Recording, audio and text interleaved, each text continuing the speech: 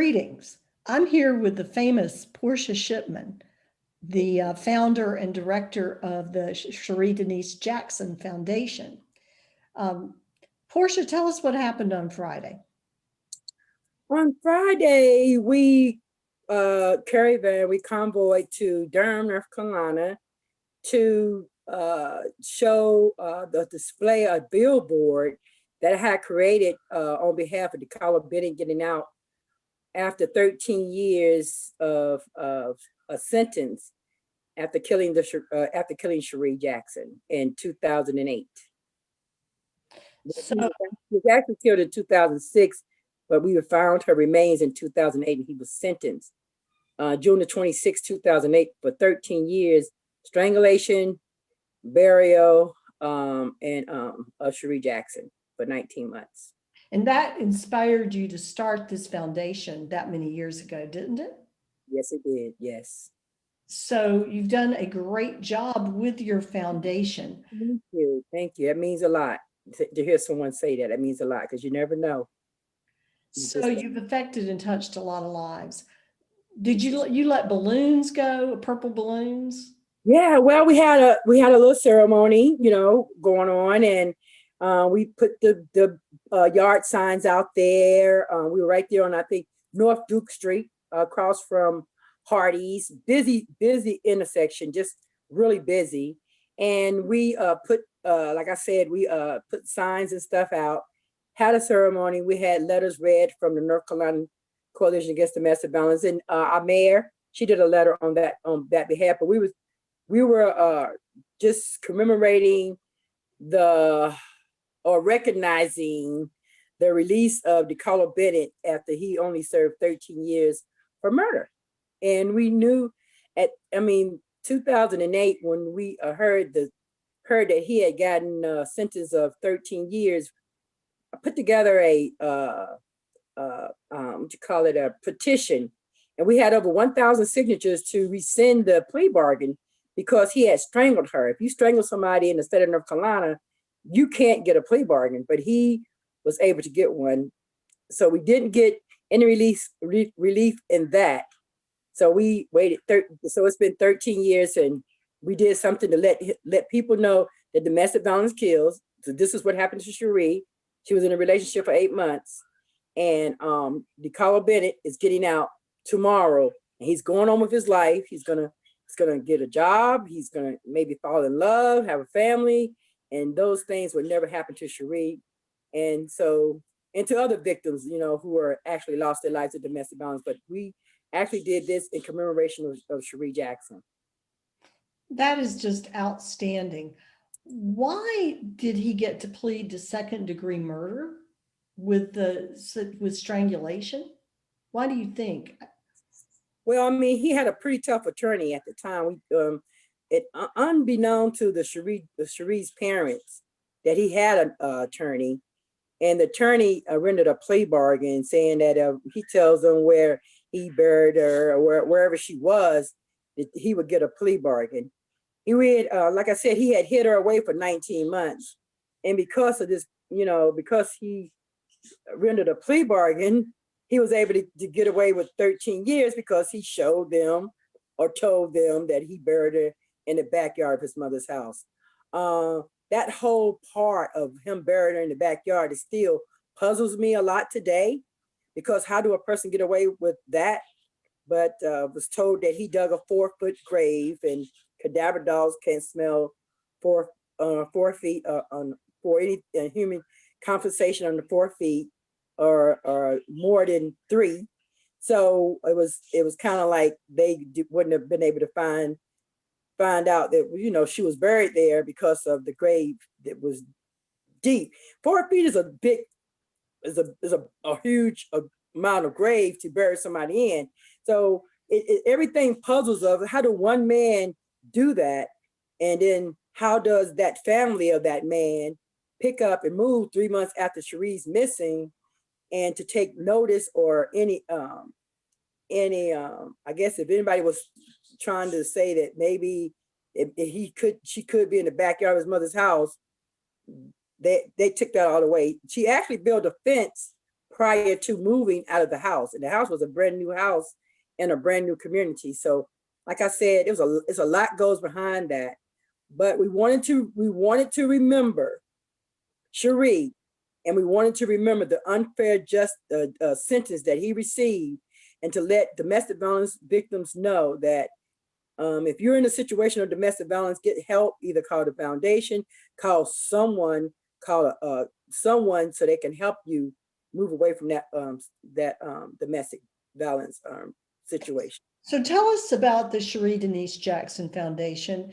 What can you do today to help domestic violence victims? What are you doing?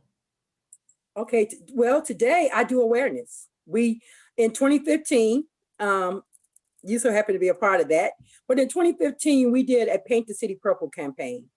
And that campaign is strictly awareness.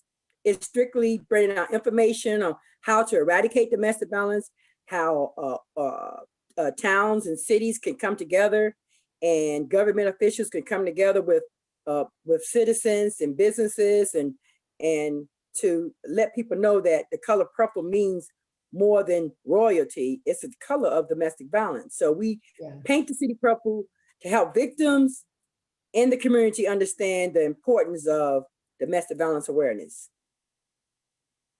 Outstanding. So if people want to make a donation to you, how do they make that donation?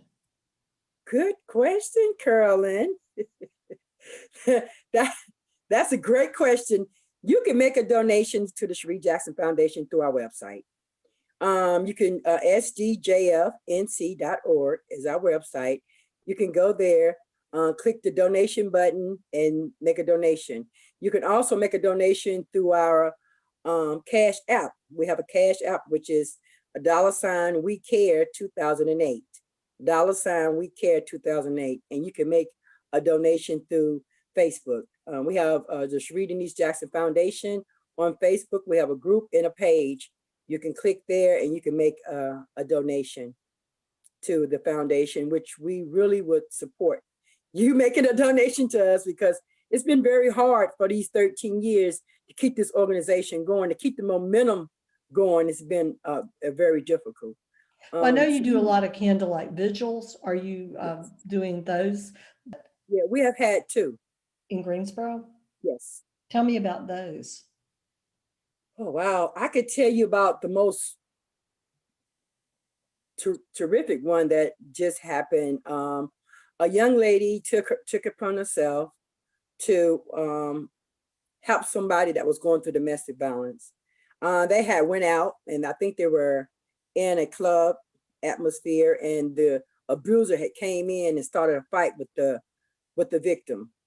The club owner issued them to leave because it was it was interrupting the safety of the clients that were the guests that were there. So the victim went to her car, and the person who was helping her went to get her sweater or her jacket, and as she was bringing the sweater and her jacket to the victim, the victim's boyfriend rammed his truck and ran right over her and killed her instantly. And the sad part about it, he kept going. So when he finally turned himself in, and he did, they put him under a $15,000 bond. And from my understanding, the victim herself got him out of jail. Now, first of all, I didn't understand why did he get a $15,000 bond when he have a record of abuse, when he has a record of violence. His record is really catered towards his temper, and his behavior, but he got a $15,000 bond, which allowed $4,000 to get him out of jail. So to me, again, the system is failing, because there's no way that a person who killed someone through a hit and run, the hit and run was a felony. but the misdemeanor death by vehicle was a misdemeanor. So this victim is gone. And what she tried to do, I mean, maybe she didn't know all the ins and outs. And that's why I tell people, that's why awareness is important, because you got to know what to do to help someone get through the situation of domestic violence, because you can find yourself as a victim as well if you don't know the right things to do. But how did he get that, Carolyn? You're a lawyer. You know, I know you do a lot in, you know, in court cases. $15,000 bond for misdemeanor death, and then you get out hit and run. It's a hit and run felony because you left the scene, and now he's out walking around free. The victim is scared to death because that's why we call them victims of domestic violence, because women actually return back to those relationships maybe 7 8 times.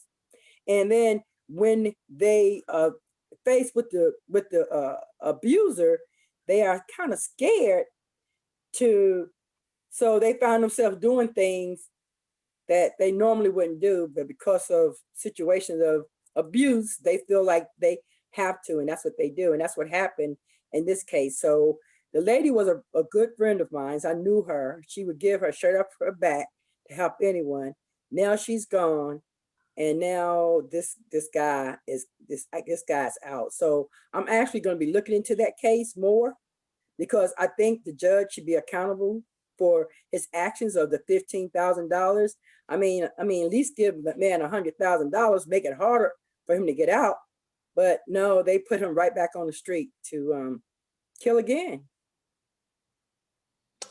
That's what I feel.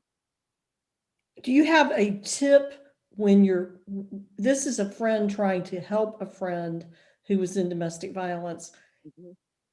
Do you have a tip that you can leave our viewers with, that if your friend is in trouble, that you have to be careful intervening yourself to not get pulled in it and get killed? Because essentially this is a person who got killed for trying to intervene. Well, I first would like to say that you're not the police. You're not the police. Right. You're not the authorities that person needs to call. Now, when you bring a victim in your house who is actually running from a relationship of domestic violence, you need to call the Gifford County Family Justice Center.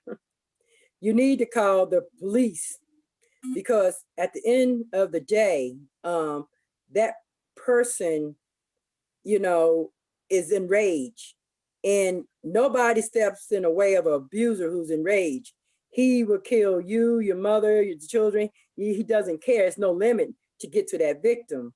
So I say this: if you know someone is in a domestic violence situation, I understand that you want to go and help them. But if you're going to go and help them, please make sure you bring law enforcement with you. Make sure you meet the law enforcement at a certain place before actually pulling up at the person's home, work, or any other place that they may be, because you don't know the situation and what the abuser is thinking at that time. So the best thing to do is to do that. If you feel like you need to talk to someone about it, then I ask you to call and contact the Sherri Jackson Foundation. We have a helpline, 336-510-9292. You can call the Family Justice Center. You can call them. I think the number is 336-641-SAFE. 333-641-SAFE. Although that number is catered towards victims of domestic violence, anybody can use that number to report a situation of domestic abuse and report situations of someone trying to leave a domestic situation. So you can use those numbers to actually get more information. We're here to help. We're here to make sure that we save some more lives. So this has been Portia Shipman, the founder and chair of the Sherri Jackson Foundation. And we will make that number available to you on the website here. And we'll have some screens that will flash the number so that you can call. Thank you so much, Portia. It's been a one correction. And I know I had to say this because I have an awesome chair. And I don't think she would like me being called the chair. I am the founder and the executive director of the Sherri Jackson Foundation. All right. And who is your chair? My chair is BJ Gerald Covington. We actually voted in a new board about a week ago. Okay. I'm excited to have the team that I have. We have people, we have Byron Gladden, who's also a part of our board of directors. And we have, like I said, BJ Covington, who's done a lot of awesome work in the city of Greensboro.